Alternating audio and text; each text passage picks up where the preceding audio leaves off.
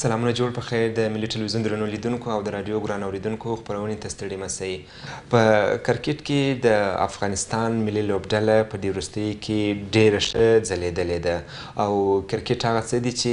افغانانو ته یې همیشه خوښۍ ورکړې دي. پرون موږ پاکستان ته په لومړي ځل باندې ډېره سخته ماته ورکړله.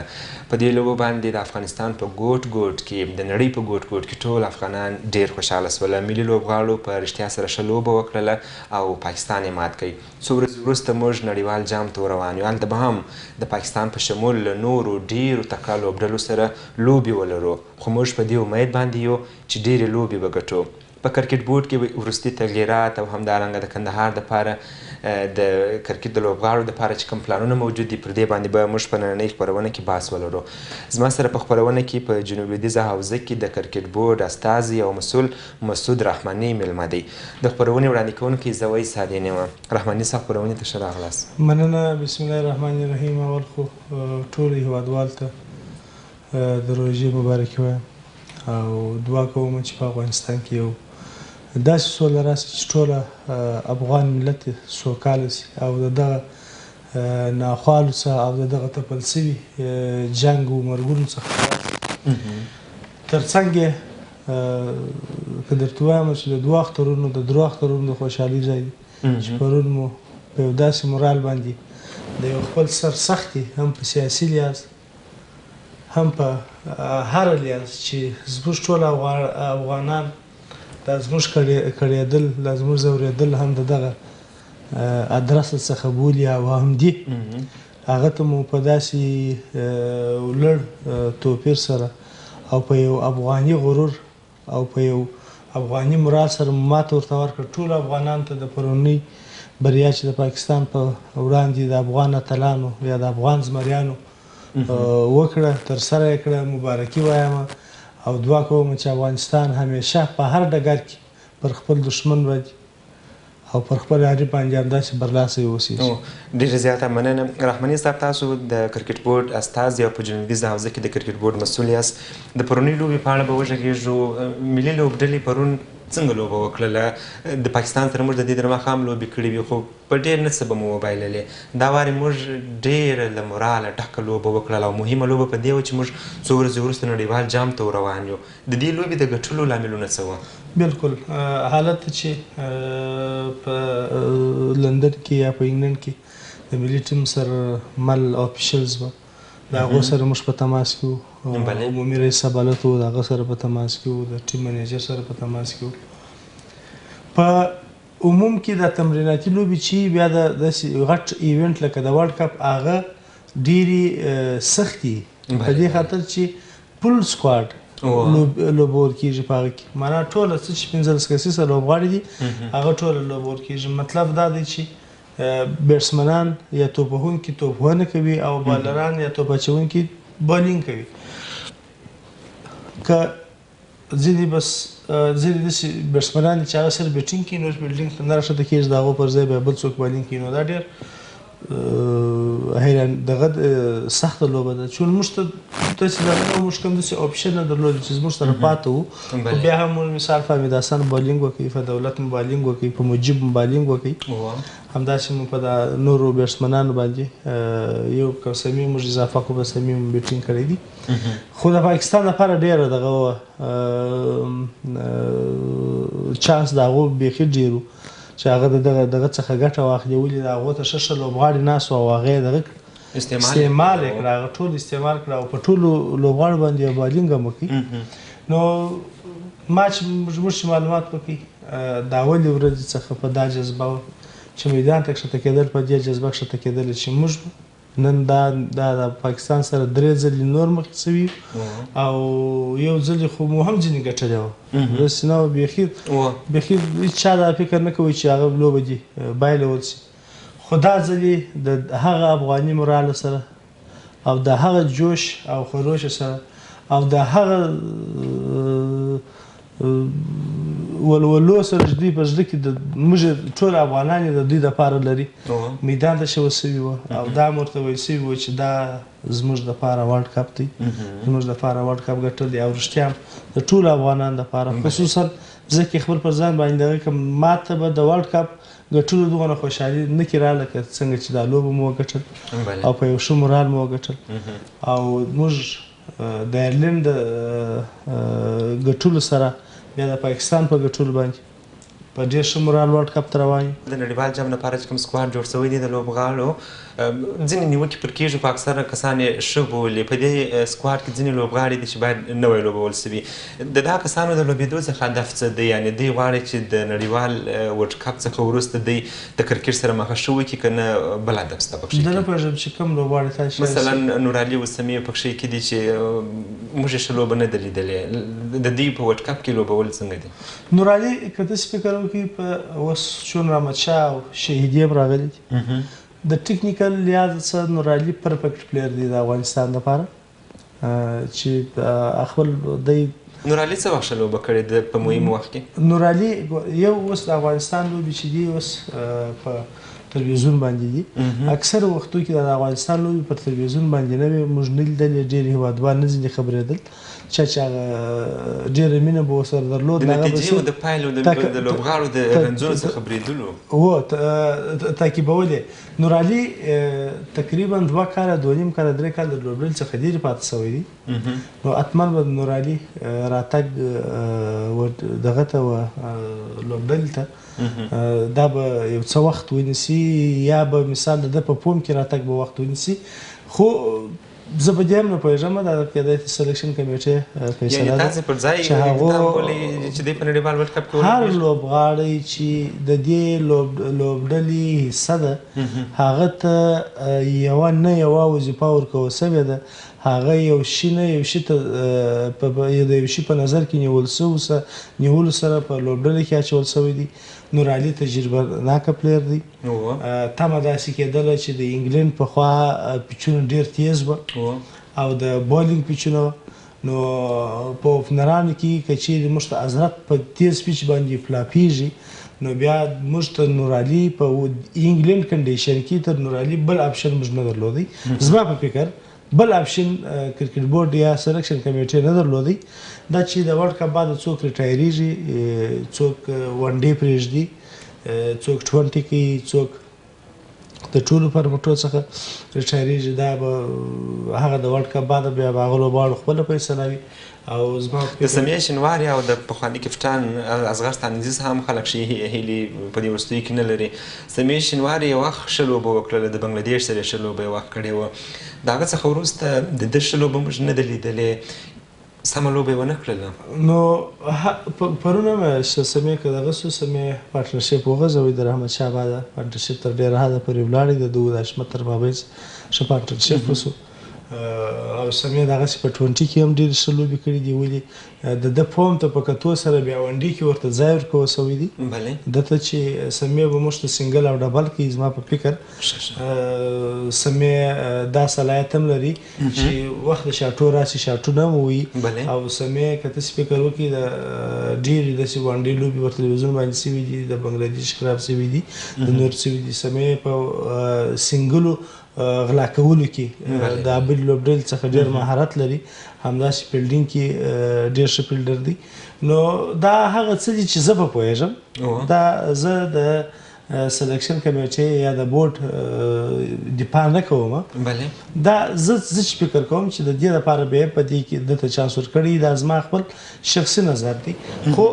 بېلابېل نظرونه چې دا لوبډله انتخابېدله سلیکشن کمیټې ورکړي دي خلکو تر ډېره حده پورې لوبډله ښه لوبډله انتخاب شوې ده ځوان لوبغاړي هم پکښې کې دي تر ډېره حده پورې ښه لوبډله انتخاب شوې ده خامخا به زما به احمد خوښېږي ستا به محمود خوښېږي نو خو پکار اوس دا ده چې پر دې باندې ونه غږېږو ټول افغانستان چې څوک په لوبډلې کې دي او څنګه په لوبډلې کې دي پر دې باید وغږېږو چې څوک معطل دی او د هغه معطل و دا معطل دی او دا به معطل او دا اتل به داسې ویاړ راته راکوي چې پرون برای ماښام په ټول افغانستان کې یو تر اختر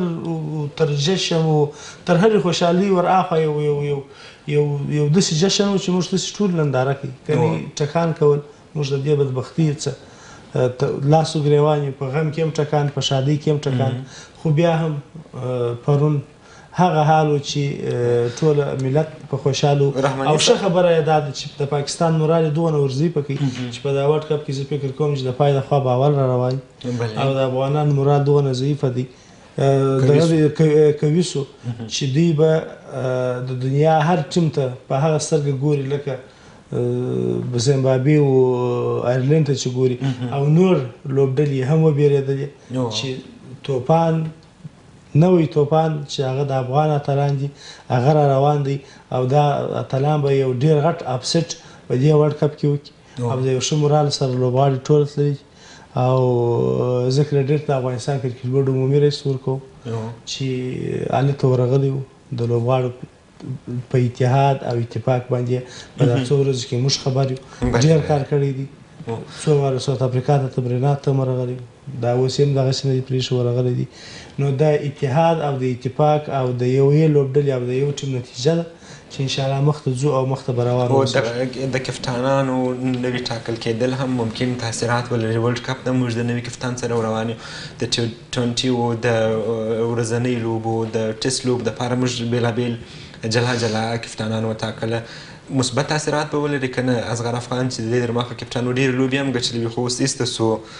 کومو لاملونو ته په کتو باندې د کپتان ټاکل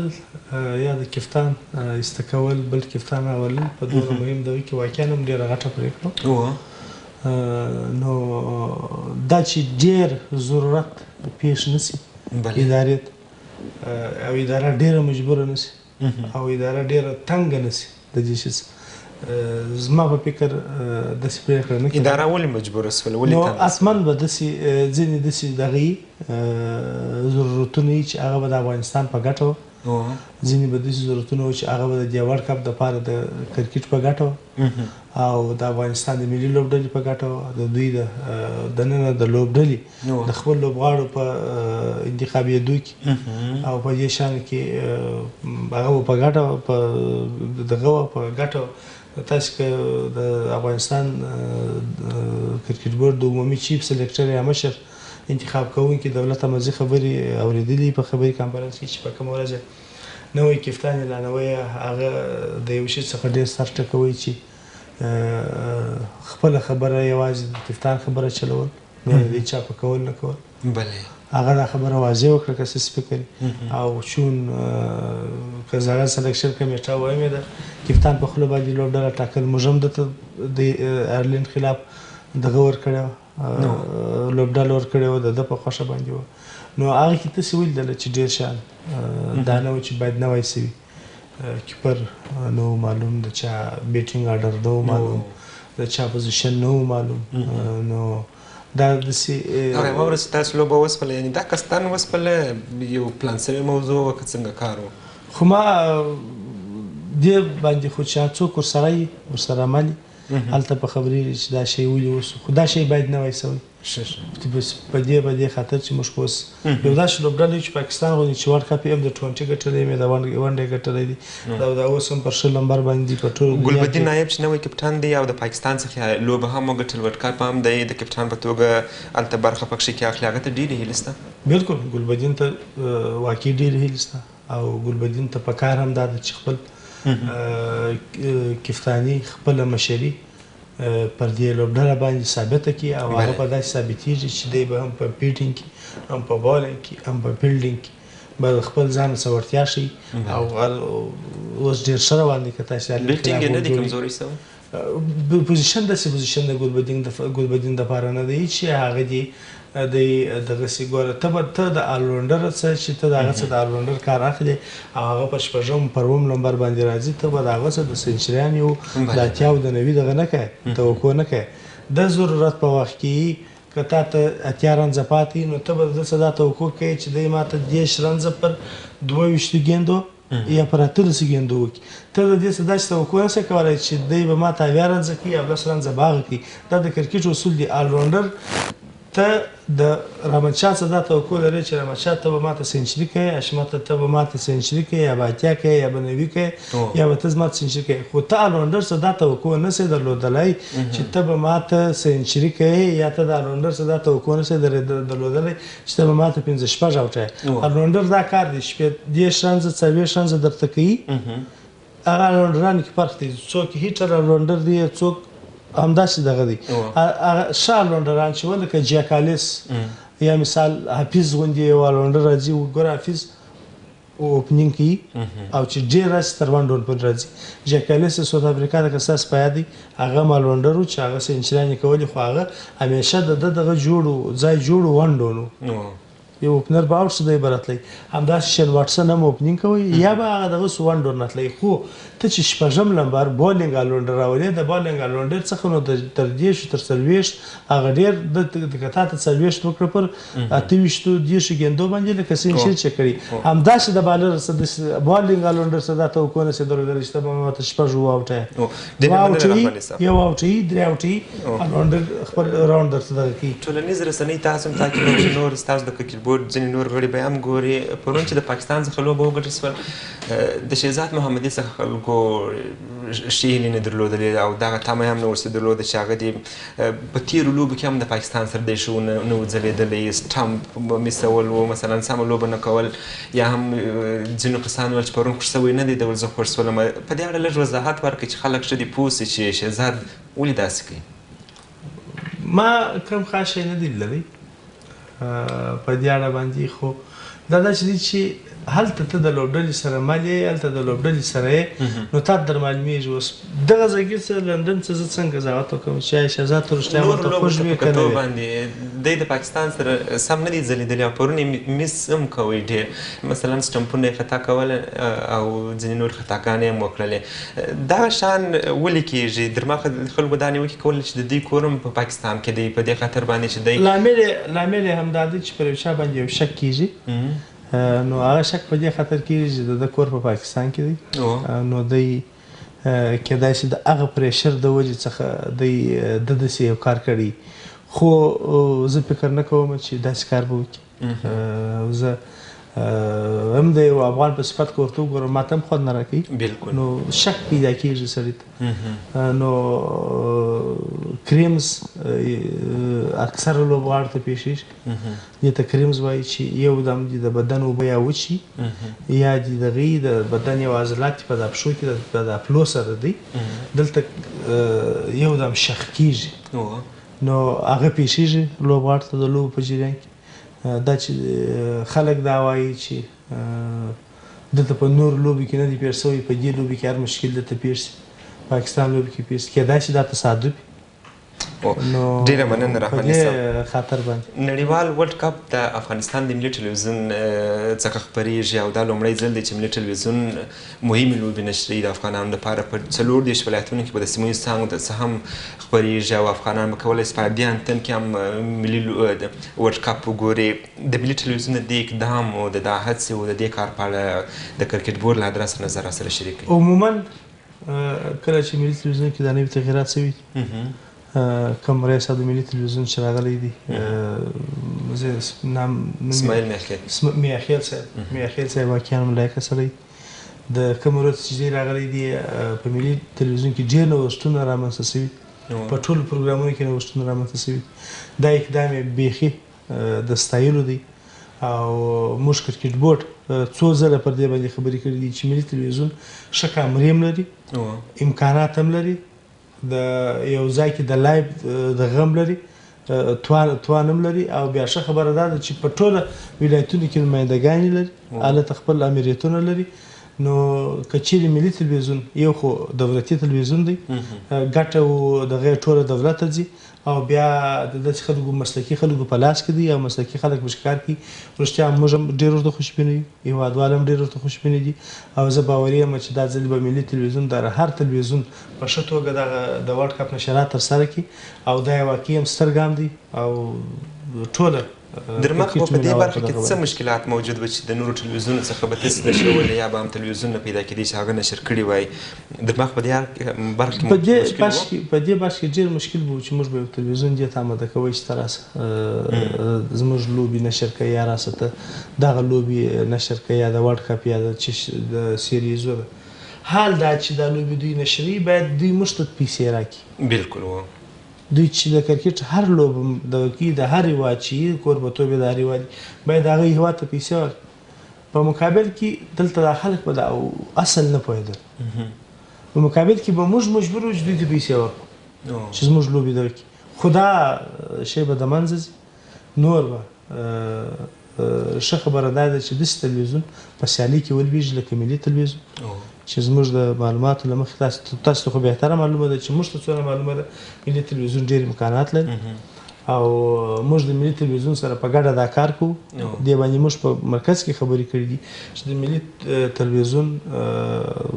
کارکوونکي د کرکټ د اصولو مطابق یا د نشرولو د لوبې مطابق موږ د دوی سره کومک کوو چې آی سی سی ته یې معرفي کوو او په هغو کورسونو کې چې یا دا نور دغه دي د هغه طریقه څخه وروځو تر څو موږ بیا په ډېرې اسانۍ سره خپل ولایتي لوبې هم په ولایتو کې لایو کړو چې هغه په دې باندې وارزي او دا به د یو ملي تلویزیون دپاره یو د افغانستان دپاره او د افغانستان کرکټ بورډ دپاره ډېره غټه لاسته راوړنه او د عایدو یو قوي منبع وګرځي بلې رحماني صاحب اوس که لوبې د ملي تلویزیون به یې نشر کړي د ملي تلویزیون څخه کومې هیلې لرئ چې لوبې باید څنګه درته نشر کړي په کم کیفیت باندې کمنټري کوونکي باید څه ډول وي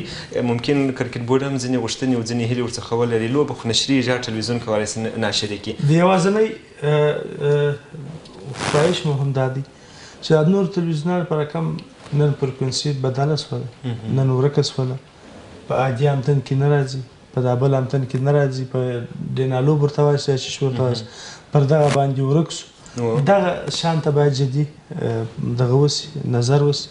دوهم ملي تلویزیون چون دولتي تلویزیون دی د خپل کاپي رایټس حق باید دی خوندي وساتي چې بل څوک یې دغه او تر هرې کمنټري په پښتو باندې کمنټري د افغانانو دپاره به ډېره ګټوري په پښتو بیا ډېر سر خلاصېږي چې ښه کمنټري دغه ورته دغه کې پیدا کړي تبصره کوونکي ورته پیدا کړي او هغه تبصره کوونکو کومک باید د افغانستان کرکټ بورډ څه وغواړي چې هغه مسلکي کسان ورته معرفي کړي موږ یې لرو سته هغه څه باید هغه وغواړي چې داسې خپل پر سر باندې یا دوی خپل د پروډیوسر په شناخت باندې څوک باید دغه ته رانولي که چیرې دا شی وکړي دا نور تلویزیونونه دا شان کول تاسې وګورئ چې تاسې پخپله شاهدان یاست چې دا ای پی ایل کې کېدله په دغه کې کېدله اوس ای پی ایل یک تلویزیون کې به هغه لښکري ناست و څه چمونه یې نه کوله لوبغاړ پسې باید ویل او دا ولې داسې وکړه ورته تا ته خیریت دی ممکن دی په هغه ځینې اصولو باندې ونه پوهېږي چې لوبغاړی ولې داسې لوبه دلته چې څنګ ته کوم سړی ناست و هغه هم همداسې غیر مسلکي و ګوره زموږ تفسیره کول چې ده تفسیره کول دي دا نه څه چې او دا چې وکړه دا خو داسې وکړه نیوکې نشته دغسې ګوره نیوکه څوک کولی شي نیوکه هغه سړی کولی شي چې هغه مسلکي په پوهېږي او هغه مسلکي نیوکه کوي نو دا به ډېر خوندور شي او دا تبصره کوونکي باید دا یو ټکي ته باید ملي تلویزیون ډېر جدي دغه اوسي چې خپل د پروسیجر د همکارانو په خوښه باندې ملګري رانولي د کرکټ بورډ څخه مسلکي کسان وغواړي او رحماني صاحب د کندهار د کرکټ لپاره ممکن پلانونه ولر د مخه ما په دې اړه خبرې کړې وې اوس په کرکټ بورډ کې ښه ژور تغیرات راغلي دي ممکن د کندهار کرکټ هم ورسره راژوندی شي بالکل د دې تغیراتو سره به د کندهار څه چې د ټول افغانستان کرکټ راژوندی شي اداره اوس اله د کرکټرانو لاسته ولوېدل مخکې به موږ ته د بل ادارې څخه خلک راتله رئیسان کېدل به مو زموږ چې به کوم پلان روان موږ به داسې روان دا به داسې راکاټ کړو زموږ به ټول پلانونه خراب دغه شو اداره اوس د کرکټرانو لاسته ورېدل رئیس عمومي کرکټر رئیس اجرا کرکټر ډومېسټیک منیجر کرکټر د ملي ټیم لوبغاړی رئیس اجرا د ملي ټیم لوبغاړی سلیکټر د ملي ټیم لوبغاړی گیم ډیولپمنټ همداسې کرکټر کرکټ ډایرکټر همداسې کرکټر ټوله د مسلکي اړخونه افریشن همداسې کرکټر ټوله د مسلکي اړخونه ټول د کرکټرانو په لاس کې ورغلل او د تعلیم یافته کرکټرانو په لاس کې ورغلي بالکل په کرکټ باندې پوهېږي پر کرکټ یې خوا بدېږي زموږ اوس ډېر ښه پلانونه تر نظر لاندې د کندهار لوبغاړي په خپل دغه باندې انشاءالله په ډېر نږدې وخت کې به ستاسې د کامرې د طریقه د ټولو کندهاریانو ته دا د غور کوم چې په ډېر نږدې وخت کې به د کندهار لوبغاړي پر یو بل نقشه وویني د یو نویو تغییراتو سره به وویني یعنې په ملي لوبډله کې به ولوبېږي که نه نور لوبغاړي به په یو نوې نقشه ولوبي دا اوسنۍ لوبغاړي به په یو نوې نقشه ولوبي انشاءالله په ډېر نږدې وخت کې به دا لوبغاړي د ډي ان ایټ میچو دغسې جوګه سي چې دا موږ په خپل امکانات انشاءالله په دې لوبغاړي کې به د استرالیا او د نیوزیلند غوندې یو د تفریح دپاره ځینې پارک غوندې سټینډونه جوړ سي چې موږ به دا کېږو دلته به یو ښه ډیجیټل سکوربورډ سایډ سکرینونه جوړ سي انشاءالله د ځینو د سایوان او دغه دپاره مهم کار شروع کړی او دلته به یو ډېره غټه اکاډمۍ د زون په کچه د زون د طرفه څخه جوړه سي د بوس زون د طرفه څخه به ډېره غټه اکاډمۍ د افغانستان کرکټ بورډ په تخنیکي همکاري باندې د حوزې لوبغاړي به پکښې کې روزل کېږي او د ملي لوبډلې لپاره د لوبغاړو په انتخاب کې څه راسره وایاست رحماني صاحب موږ همیشه د منیر کاکړ یادونه کوو منیر کاکړ واقعا هم د ون ډې لوب لپاره ښه دی نه په کابل کې موږ ولیدی چې د بوس لپاره یې سلیزه هم وواله ښه لوبه یې وکړه فاینل یې هم وګټئ اوس پلان شته چې د ملي لوبډلې ته لاره پیدا کړي اکثر وخت په سکواډ کې واخیستل سورې به یوازې اوبه څکلولې همیشه موږ دا خبره کوو تر څو هر لوبغاړی به ځان باید وپېژني هر لوبغاړی باید ځان وپېژني ستاسو پر دا میز باندې مخکې څو میاشتې مخکې موږ دلته خبرې سره موږ ویل چې هر لوبغاړی باید ځان وپېژني چا چې ځان دې پېژندلی هغه پرفارمنس هم نه دي کړي دا اوس زموږ 5 میچه وشول د فرست کلاس زموږ نوو لوبغاړو ډېرې ښه لاسته راوړنې درلودې تنکي چې مو ورته معرفي کړي وو اول فرست کلاس یې و د نصیب الله په نامه باندې سینچریان یې وکړي 50 یې وکړي همداسې قدرت الله په نامه باندې نور نوي لوبغاړي مو ورته معرفي کړي کم وخت چې لوبغاړي ځان وپېژندی او کرکټ ته یې مینه ورکړه او په صداقت سره یې کرکټ وکړي هغه به مخته ځي او چا چې ځان ونه پېژندی او خپل خودسري او دغو څخه یې لاس نه اخیستی هغه به شاته پاتې شي منیر کاکړ که ځان وپېژني په افغانستان کې به زه د خپلې تجربې څخه درته وایم چې 3 جوړې وي حشمت رحمتشاه منیر کاکړ دا به د افغانستان د ون ډې او د ټسټ د ملا تیري خو تاسو باندې سره اوس منیر کاکړ ځان دې پیژندل ځان باید څنګه وپېژنې په دې برخه کې تاسو کار ورسره کړی دی که نه دی موږ خپل د طریقه څخه